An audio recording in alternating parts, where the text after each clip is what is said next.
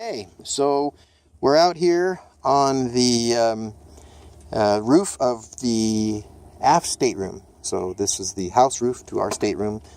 This portion of it would be above our closet. This is the part that we were looking at inside, where the companionway goes down to the stateroom, and then of course these are the stairs that go up to the flybridge. So there's a few things that we're going to use today to clean out the rot. So first of all, you have to find the rot. The next thing to do is to determine whether it's something that can be repaired with filler or whether it's something that you should cut the piece out and actually replace it.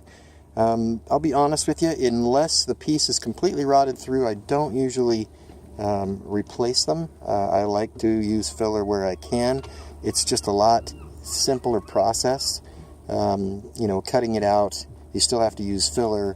You just have however many joints, 4 or 3 if you're using a triangle or whatever shape you're cutting out that you have to fair in as well. So this is just a little convenient, I guess, and it still makes a good repair, and that's important. But we're going to use some tools right now to clean it out, and these are the tools we want to use. So we've got a nice sanding block here. I recommend one that uses the hook and loop style base.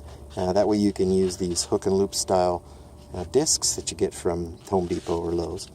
It's important to have something that this is a good one because you can curl the edges of it up, and then you have that nice edge to get a square edge with, like on the sides here where the decking actually meets the deck.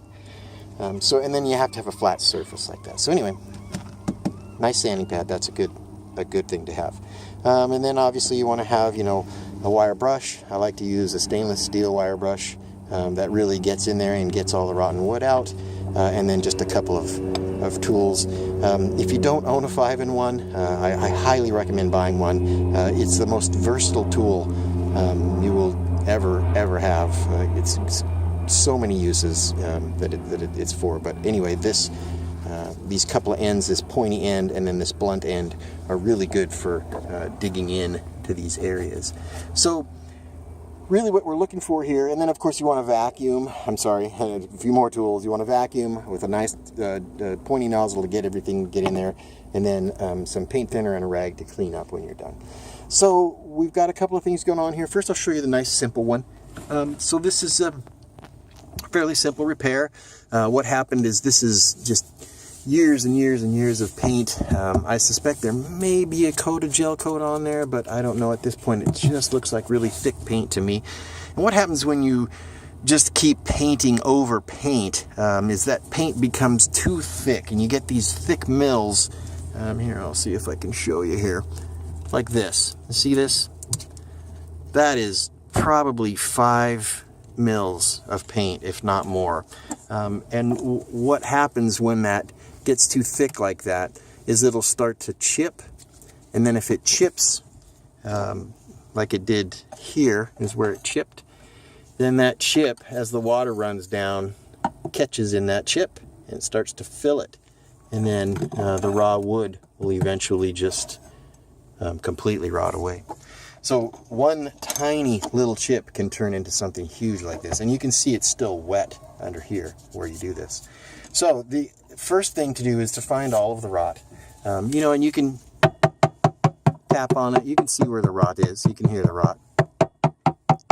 So that's a pretty good place that we got to start. You can also see, if I get the camera down here, it's kind of sunny out, so it's hard to see, but some of these areas you can see it's dried out. That's good wood. We can reuse that. That's really good. What we need to do is get all of this wet stuff out of there.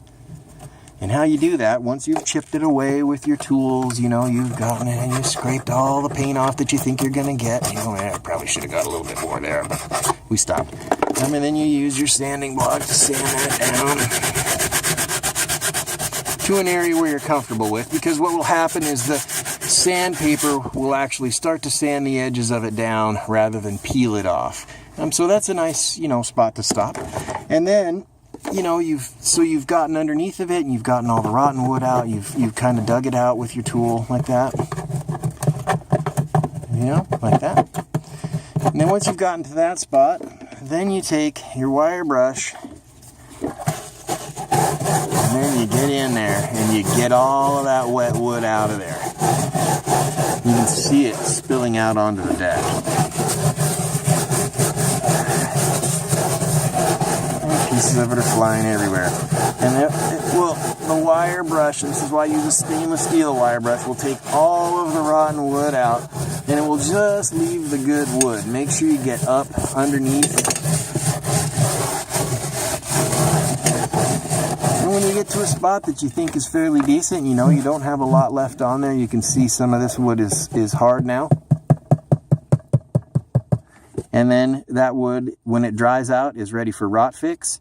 And then we use 2 different products. We use a clay, and it is called, we'll get that in the next video. I'll show you the product. How about that? Thank you for watching, and here we go.